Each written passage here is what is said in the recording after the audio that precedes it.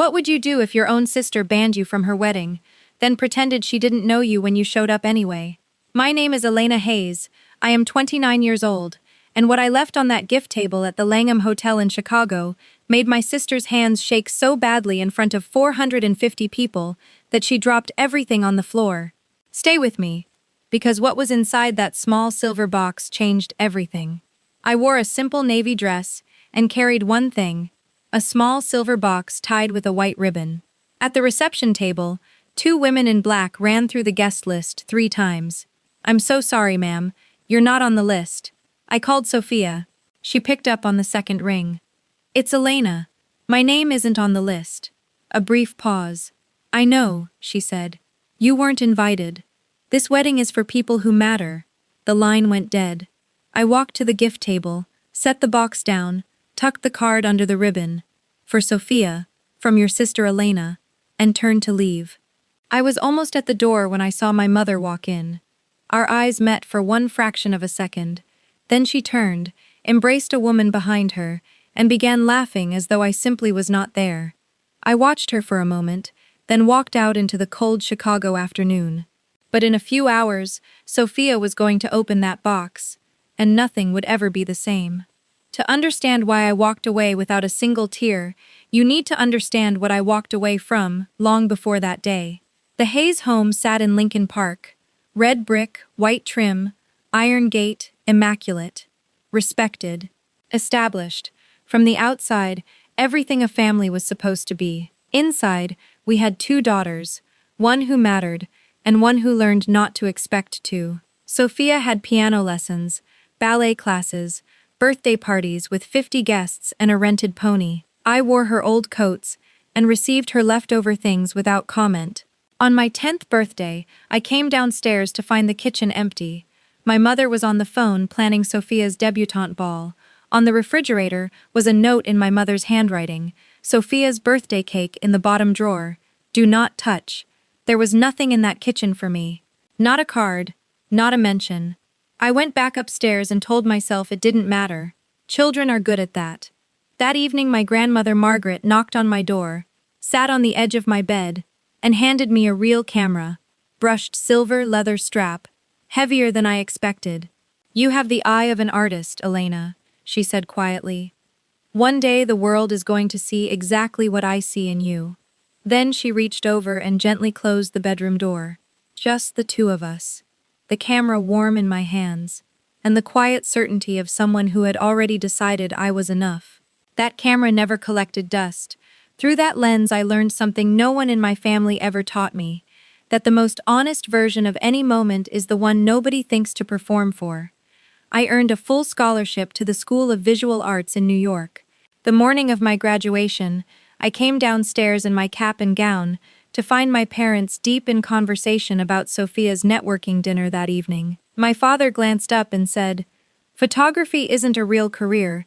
You should consider business school, like your sister." I looked down at the speech I had spent 3 weeks writing, folded it in half, slipped it into my pocket, and walked out alone.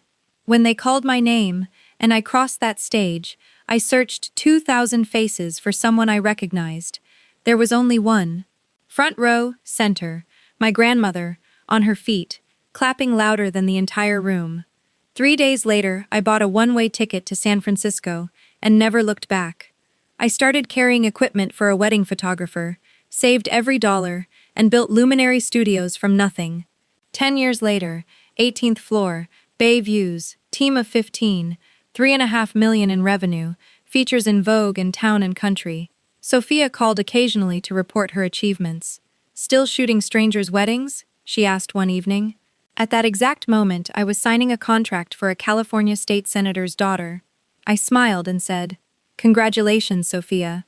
She had no idea. None of them did. While I was building my life in San Francisco in silence, the one person who never stopped reaching across that distance was my grandmother.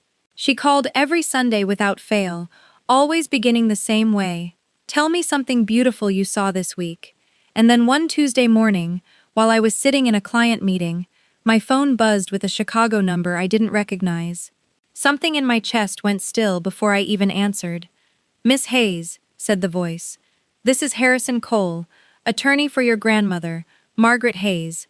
I'm very sorry to tell you that she passed away last night. She was 84 years old.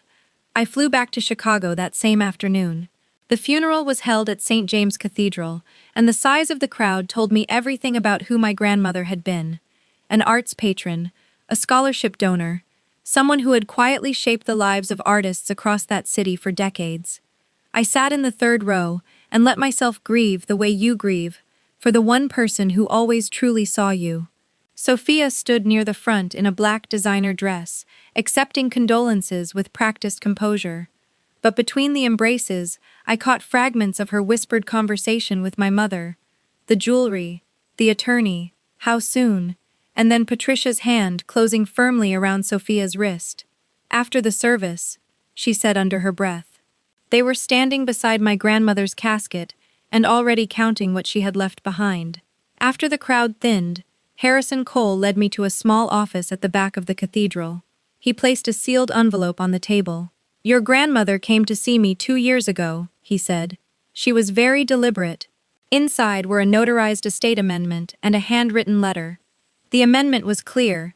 The Hayes Whitmore jewelry collection, valued at $2.7 million, belonged entirely to me. The letter explained why, in my grandmother's own unhurried words. Sophia sees these pieces as trophies, she had written. You see them as memories. I have never once looked at you and seen anything other than exactly who you are. I pressed the letter flat on the table and sat with it until the words fully settled. When I walked back into the corridor, Sophia was already there, moving toward Mr. Cole. When would be a good time to discuss the jewelry transfer? She said smoothly. He glanced at me for just a fraction of a second, then turned to her. There are still several procedural matters to work through, he said calmly. Sophia nodded as though this were simply a scheduling delay, and reached for her phone. I walked past her with the documents in my bag and my heart beating all the way to my fingertips. She had no idea the answer was already settled. I carried that secret for 6 months, waiting for the moment the truth would finally mean something. The secret sat with me quietly, and then Sophia announced her engagement, and everything shifted. Daniel Whitmore came from exactly the world my parents had always admired. Old Connecticut money, commercial real estate across 3 states, a family name that opened doors before you even knocked. The wedding would be at the Langham Hotel in Chicago. 450 guests, a 7-figure budget. My mother sent me a link to the engagement announcement with no message attached, just the link. I waited for my invitation. 1 week passed, then 2, then 3. I called my mother on a Thursday evening and asked directly. There was a long pause. Sophia feels it would be better if you weren't there, Patricia said carefully. You have a way of making things feel uncomfortable. There are 450 people on that guest list, I said, and no seat for her own sister. My mother's silence was its own answer. This is the most important day of Sophia's life. We want everything to go smoothly. I said I understood and ended the call. 2 days later, Sophia's social media story appeared at the top of my feed. A photograph taken at the Four Seasons, 35 women around a beautifully set table, champagne in hand. Bridal brunch surrounded by my people. My mother stood beside Sophia in the photo, both of them laughing. I looked at it for a long moment, then set my phone face down on the table. Through Caroline Ashworth, I later learned what Sophia had announced at that brunch. Grandmother Margaret's collection will be my something old, she had told the room. Over $2.7 million in pieces that have been in our family for 4 generations. Grandma always knew exactly who those things were meant for. My mother nodded along, adding that Margaret had always been proudest of Sophia. Sophia had already commissioned a custom display case for her dressing room and told the Whitmore family about the collection. Every word of it was built on something she didn't know was a lie. The truth was sitting in a sealed envelope in my apartment in San Francisco, and I was the only person alive who knew it. While Sophia was busy planning a wedding I wasn't invited to, fate decided to play one final card. 6 weeks before the wedding, my assistant said there was a call from a Caroline Ashworth. I picked up immediately. Caroline was a legend in the Chicago events world, founder of Ashworth Events, the most exclusive wedding planning agency in the Midwest, and my grandmother Margaret's closest friend of 40 years. Elena, she said warmly, I have a bride in Chicago who needs a photographer. Very particular, very exacting. She reviewed 6 different studios before making her decision. She said she wanted the best, and she signed with Luminary. I appreciate the referral, I said. There's one thing you should know first, Caroline continued. The bride is your sister. I sat very still. Sophia reviewed your portfolio, she said.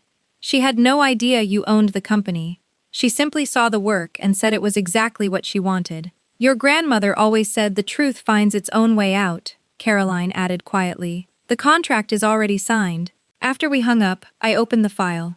There it was, Sophia's signature on the final page, clean and confident, completely unaware.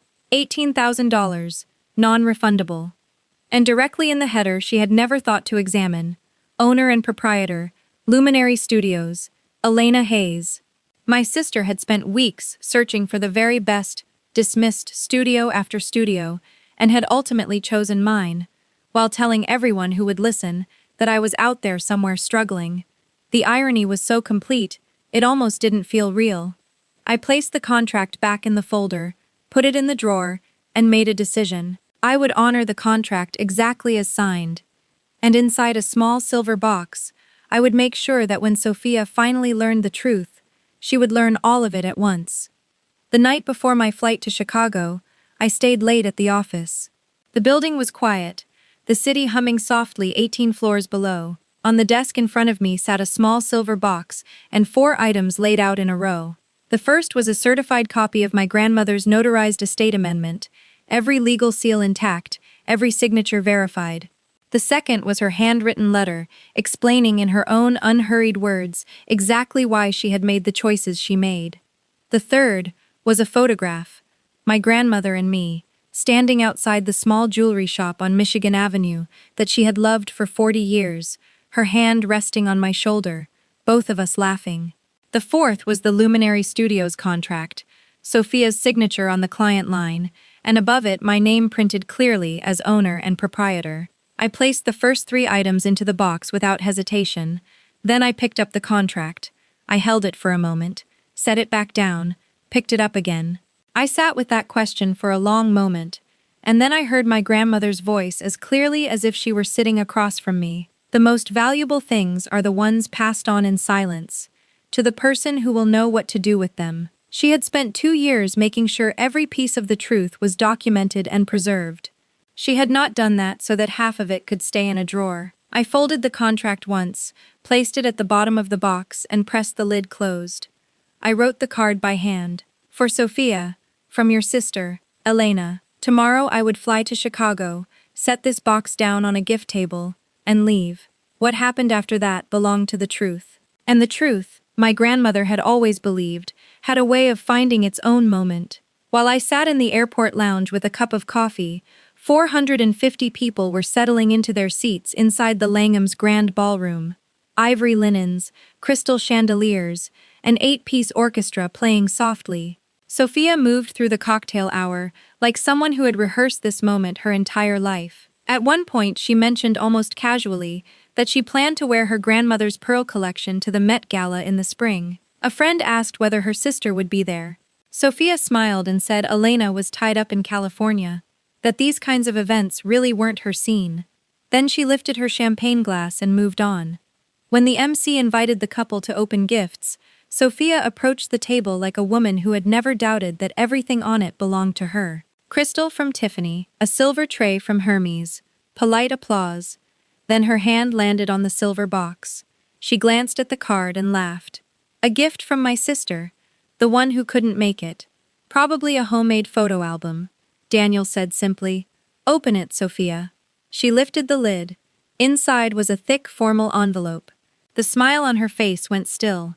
She unfolded the first document and her face drained of color. The second was the handwritten letter. Her hands trembled and it slipped to the floor. The third was a photograph of our grandmother and me, laughing together outside a jewelry shop. Sophia stared at it without speaking. At that moment the music stopped. The cellist slowly lowered his bow. 450 people turned toward the head table. Nobody reached for their glass. "This can't be real," Sophia whispered. Patricia reached her in seconds, read the amendment, saw the notarized seal dated 2 years prior, and went pale. "This has to be a mistake."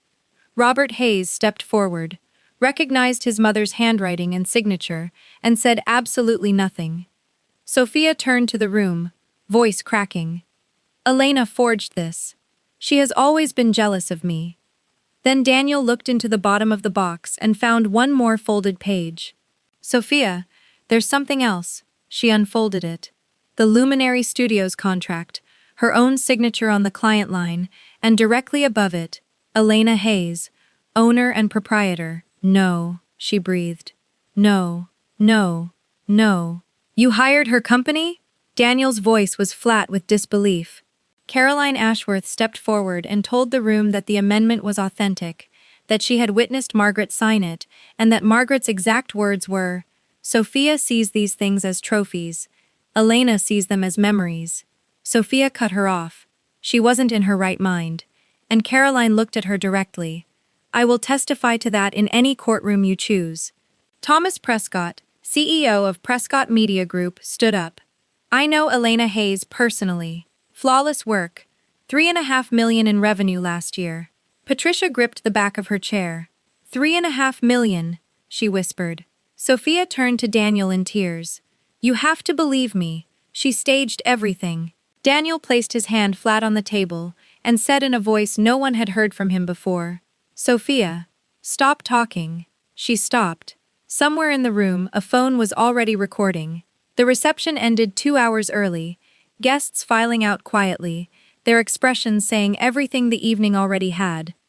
While 450 people were filing out of the ballroom in stunned silence, I was sitting in the United Club lounge at O'Hare, watching planes push back from the gates in the early evening dark.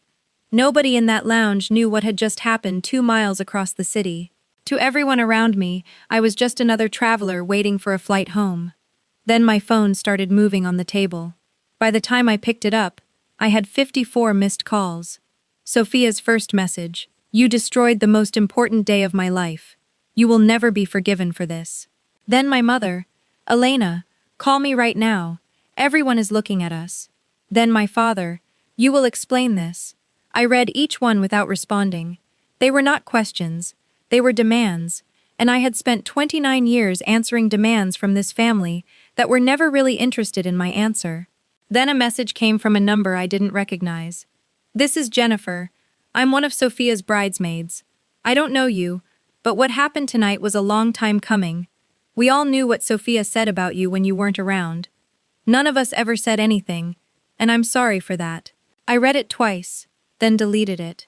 It was enough just to know it had been said. Then Daniel's message appeared. He wrote that Sophia had told him I was mentally unstable, that the family had been forced to cut contact with me for my own well-being, and that he had accepted that story without ever questioning it. He said he was realizing he did not know the woman he had married nearly as well as he had believed. He apologized, and then he said, the wedding was over, but he didn't yet know whether the marriage would be. I typed back, "Thank you for reaching out. I have no hard feelings toward you. Whatever you decide going forward, I hope you find the clarity you're looking for." I put the phone down and looked out at the runway. Final boarding call for San Francisco. I gathered my coat, turned off my phone, and didn't look back. The city of Chicago disappeared beneath the clouds, and for the first time in as long as I could remember, I felt something close to peace. I landed in San Francisco just after midnight. When I walked into the Luminary Studios office the next morning, my assistant Jessica turned her phone toward me before I had even set my bag down. A video had been posted the previous night, 3 minutes and 40 seconds capturing everything from the moment Caroline Ashworth stepped forward to the moment Sophia stood holding the Luminary contract with her hands shaking. The caption read, "Rich bride, just found out her so-called loser sister owns the company photographing her wedding." The view count had passed 3.2 million. "The quiet ones are always the ones you underestimate," one comment read.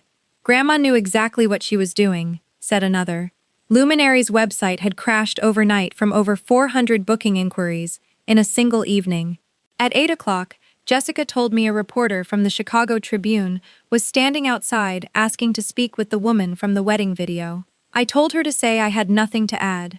The truth had already spoken for itself. Sophia's employer placed her on indefinite leave after seeing the video. The Whitmore family reached out to my father asking whether there was anything else they should know. Caroline answered that question with the same calm honesty she had shown in the ballroom. Daniel moved back to his parents' home and postponed the honeymoon with no rescheduled date. Sophia called Harrison Cole and threatened to contest the will. Mr. Cole told her plainly that the amendment had been signed by a woman in full legal capacity, witnessed by two independent parties, one of whom was prepared to testify in court. He told her she had every right to pursue legal action, but that doing so would place the entire contents of the estate documents into the public record. There was a long silence, and then Sophia ended the call. She did not call Mr. Cole again. 5 days after the wedding, my receptionist called to tell me there was a woman in the lobby who said she was my mother. I closed my eyes for a moment, then told her to send her up. Patricia Hayes looked smaller than I remembered, or maybe it was just that she was standing in a space she hadn't built and couldn't control. She walked into the luminary reception area slowly, taking in the industry awards on the wall, the framed magazine features, the large format prints from weddings we had photographed across the country. A copy of Vogue sat on the side table, open to a spread crediting Luminary Studios. Then her eyes stopped on the far wall. Me, standing alone on a stage at an industry ceremony, holding a trophy for Wedding Photographer of the Year, smiling the way you smile when you have earned something entirely on your own. Patricia stood in front of that photograph for a long time without saying a single word. When she sat down across from me, her hands were folded tightly in her lap, and her eyes were already red. She said she had come to talk about what I had done to Sophia. I told her I hadn't done anything to Sophia. I hadn't been invited to the wedding, and I had left a gift. Patricia was quiet, then asked why I had never told the family about Luminary. I asked her when the last time was that anyone had called, simply to ask how I was doing, not to compare me to Sophia, just to ask what my life looked like. She didn't have an answer. She started to cry, not composed social tears, but something rawer. She said she had always assumed I was fine because I never complained, never demanded the way Sophia did. I told her the truth. I stopped complaining because I learned no one was listening. I stopped asking because I learned nothing was coming. She pressed her hand over her mouth and looked at the floor. The week after my mother's visit, I flew back to Chicago to collect what my grandmother had left me. The Hayes Whitmore jewelry collection was held in a private vault on Michigan Avenue, and when the attendant brought the case out, I sat with it for a long moment before opening it. 12 pieces. Pearl strands from the 1920s, Art Deco diamond earrings, a sapphire brooch that had once belonged to a British countess, each one carrying the weight of something that had passed through many careful hands before mine. My grandmother had not left me these things because they were valuable. She had left them because she trusted me to understand that value and possession are not the same thing. Before I left, the bank attendant handed me one final envelope tucked beneath the case lining, a short note in my grandmother's handwriting.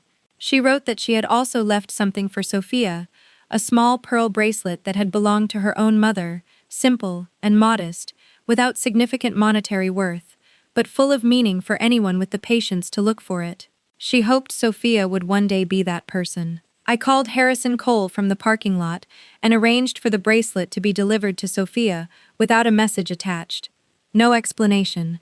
Just the bracelet in a small box, exactly as my grandmother had intended. For the most historically significant pieces, I arranged a long-term loan to the Chicago Art Institute, where they would be displayed beneath a small plaque honoring Margaret Hayes as a patron of the arts and a keeper of beauty.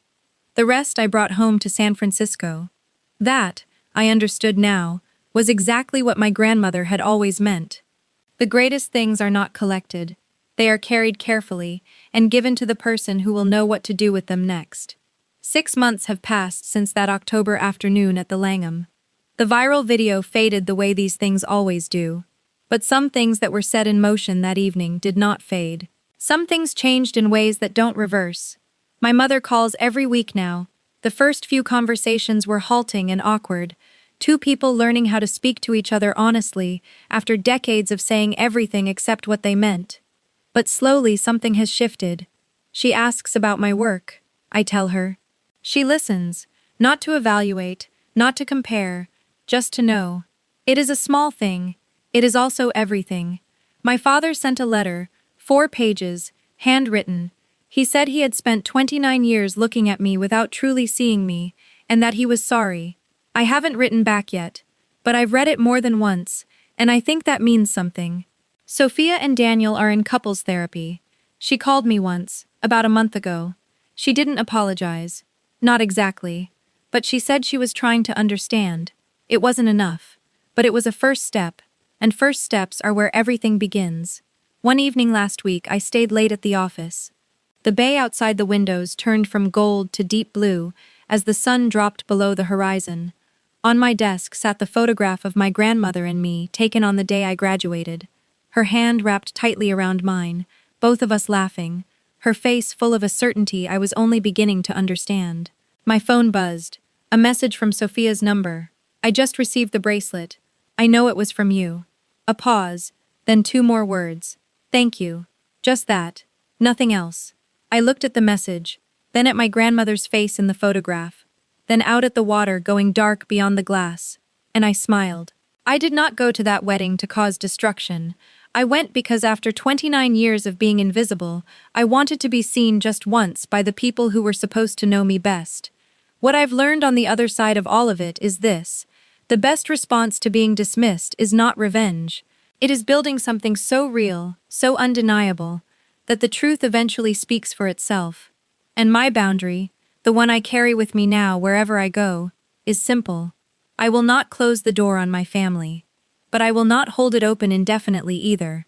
They have to choose to walk through it, as equals, with honesty, or not at all. If this story touched something in you, if you have ever felt invisible to the people who were supposed to see you most clearly, I want to hear from you. Have you ever had to draw a line with someone you loved? What did it cost you, and what did it give you back? Leave your answer in the comments. I'll be reading every one. And until next time, remember that you are worth being seen, exactly as you are.